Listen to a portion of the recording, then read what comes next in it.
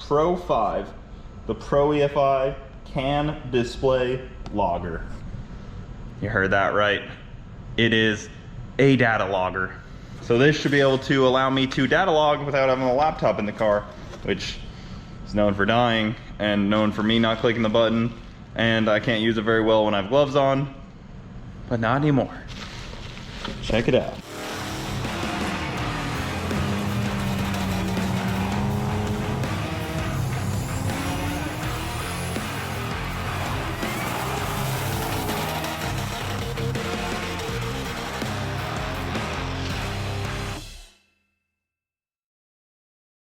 Do a little unboxing section. Ooh, man. Look at that. It's not massive, but man, is it great. This is all you need. Not only will I be able to data log, but I will now have a tach. I'll know my mile per hour, hopefully. I'll know my coolant temp, I'll know my nitrous pressure, all on the display without having to look at the computer. It'll be very nice to have a tachometer and all that good stuff that I haven't had. Sure, there's a bunch of things that I'm missing, but I'm just too excited. And it's nice to know fuel pressure, all of that. Yeah, it's nice to know the parameters of your car. I can't forget oil pressure. Very key ingredients to a high performance race car like this. Yeah. High performance. So let's get this thing installed. That's how it hooks up. I'll need to pin it in. So we got like a relocate deal for this, so you can just plug in and pull your logs. They want me to pin stuff. Well, I'm not the guy for that, but I'm gonna make myself the guy for it. You guys all know how well I can pin stuff in. You saw it FL2K.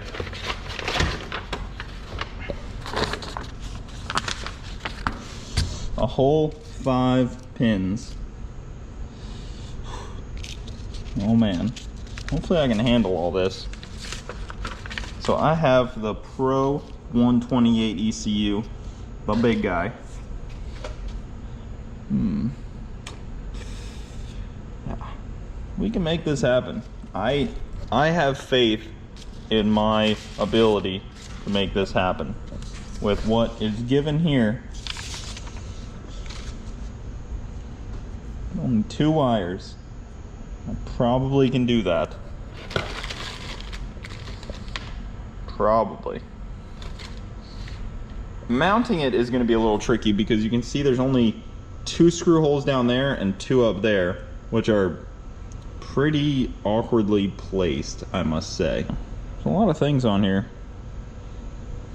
Above my pay grade. And then I also got this guy, which is a little knob.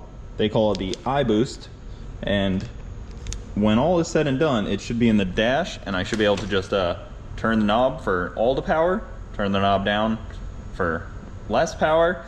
I don't see myself turning the knob very much, which is why we didn't put one in to begin with. It should be basically on all of it at all times, is how Alpha has described it to me, which I am in full support of, but not all the time will I be at a track that can take all the power. I'll show you what I got to hopefully be able to mount the screen. So I went out to a local metal supply place, as you'd call it, I guess. It's called Al Row, and they have a scrap bin, like a lot of scrap at all times. So I went and just rummaged around the scrap bin, and they sell it by the pound.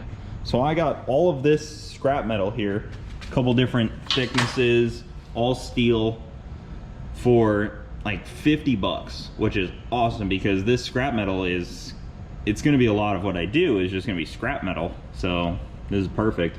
I'm probably gonna use these rods right here to mount it in some fancy way. See if I can get all fancy with it. Because, as you might assume, it's gonna have to be custom. So let's get to work on that. I'm gonna map out some things, try to find some screws for it, see what other people have done on the internet, but I think I'm just gonna wing it.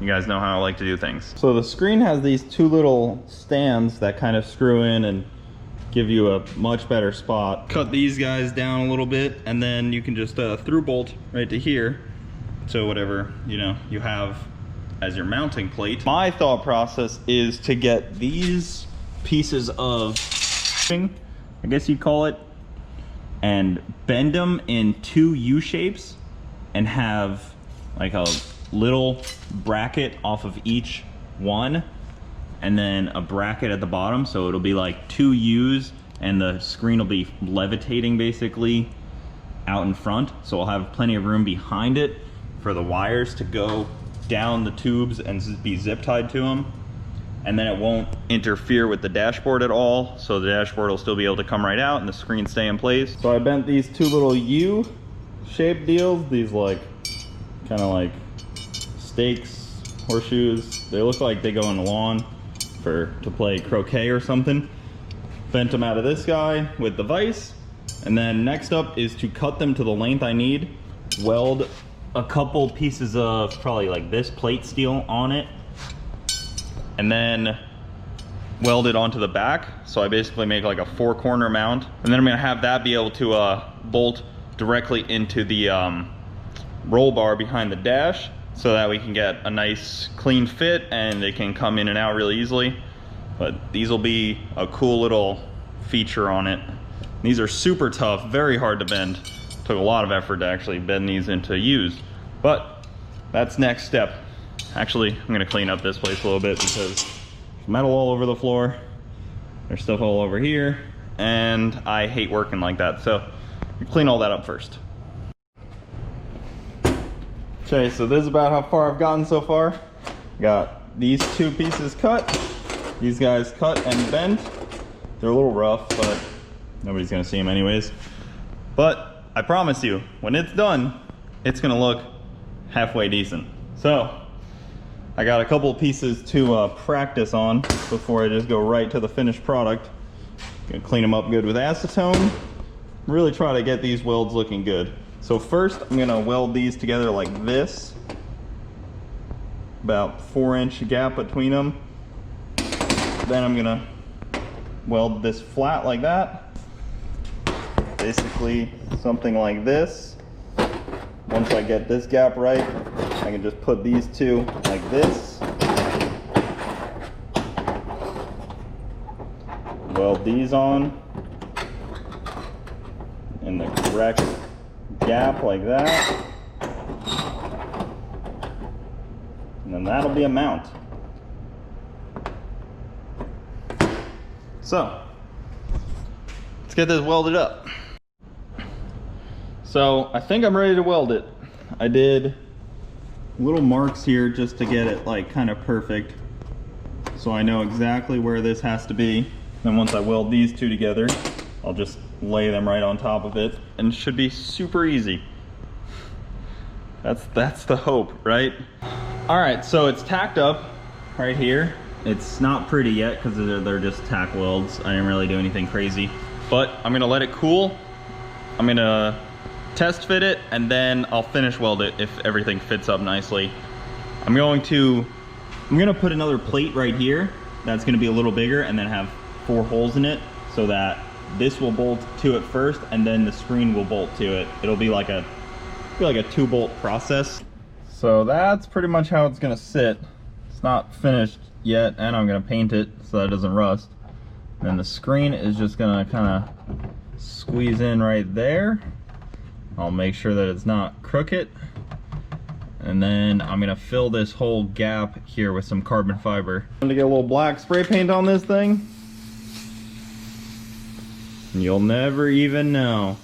You guys who have been wondering, here's the V1. All right, back in the shop. I have to do a bunch of things today. So I gotta finish up the install on the screen. Then I have to diagnose the bump box. I don't know why that's not working. Guys, we have a screen. Well, kinda. It still has to be wired. But look at how sick that looks. I'm gonna make a filler panel for this, but that's not priority at the moment. Priority is getting it working, and it's mounted up good and tight. It's not the prettiest bracket in the world, but it will definitely do its job. It will definitely hold it in. And I learned a ton making it, which is basically the key to all this. Is, you know, every little project like this, I learn more and I learn more. until suddenly I am making really nice stuff. Aside from that, it is time to wire it up and go and test it. I want to go drive the car a little bit and test it out, make sure it works. And I also just really enjoy putting street miles on this thing. So how's it going in here? Well, remember that thing that at FL2K said I was terrible at and didn't want to have to do? Guess what I'm doing? Oh, when you got some help? Yeah, dealing with the pinout stuff when when Mike and Brent came and helped me doing pin stuff. Doing it again to wire up the screen. So I have to get the CAN bus stuff, and then I also have to give it power, which sounds very easy. It's only 4 wires to splice in, but you never know. A little tricky. It's just kind of annoying. I mean, it seems like wiring just is never easy. No, it's never really that easy. For some people it is. I'm decent at it, I want to say. I'm not great at it, but the thing is, there's been a lot of hands in this wiring, which isn't fun. Like, a lot of people have touched the wiring on it, so there's like 7 different people that know what's going on. Yeah, I'm gonna show the people what they want to see. So there's the screen. It looks good. And then I talked to Alpha this morning about my trans brake issue. My bump box issue. Oh, the bump box? What did he say? He said that... What? He said it was probably because the transmission was too cold. Really? Yeah, it's tuned so that if the transmission's not warm enough, it will won't let it happen. And I just didn't realize, and then once it was warm that second pass, I never tried it. Oh, yeah. Huh. So it might have worked that second pass. Yeah, but you just didn't even try it because you really thought it was broken. Yeah, I just didn't think it was working, so I didn't try it. Right. That's the fun of learning a new car. Yep. The trials and tribulations, as they call it. I'm waiting to look over and be like, oh, I did that wrong. It's weird because... Does that happen often? Is that what you're supposed to do, sir? Yes. Are you sure? I don't know if you guys can see this, but he has a flame in here. It's fine. That's safe. It's fine. I was grilling in here earlier. Cooper's a big "it's fine" guy. Yeah, because it's fine. It turned on. Oh! Look at that. Nice. Yeah. Good job. Pretty sick. Yeah. There's things that you can do. You can see. Oh my god, let's close again. Okay. You can see AFR. You can see fuel pressure, oil pressure, trans pressure, all different kinds of stuff. Wow. She fancy. Cam 1, Cam 2. I got 2 of those ULS guys. Clutch slip. What? Mile per hour. Pretty fancy stuff out here, Pro EFI. That's exciting. It is nice to be able to have these things. Yeah. So this is kind of interesting. It like gives you a horsepower and torque rating. Like it like estimates it, which is very interesting to see. Wow. Oh my god, there's so much stuff. I'll configure that screen later. I think I need to hook the laptop up and like set up the screen the way I want it to be. And I think Alpha already has like a preset thing that he sends to people. It's probably in the PDF that I was supposed to read. That email that he sends out to his customers. Yeah, I feel like Alpha is on his A game. He probably did. He is. He's definitely on his A game, and I'm out here giving him B+ effort. Maybe B-. All right, well, very cool. Looks good in here. Big stuff happening. Yeah. Well, an animal has breached the shop. Hasn't moved. Skeptical if it's still alive. I broke out 2 pieces of welding rod.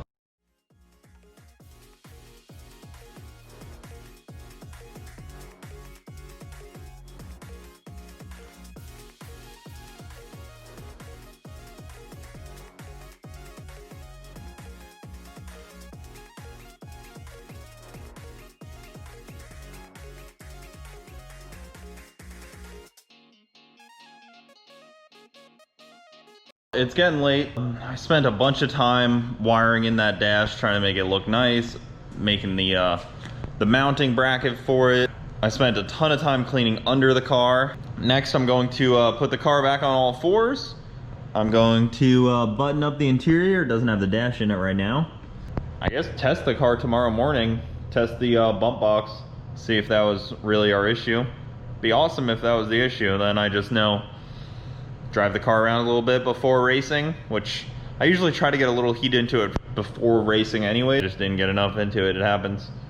So I'm gonna vacuum out the interior, clean up the shop, and put the car back on all fours and drive it tomorrow. That'll do it for today's video, guys. Thanks for watching. We'll see you next time. Don't forget to like and subscribe, and keep it saucy.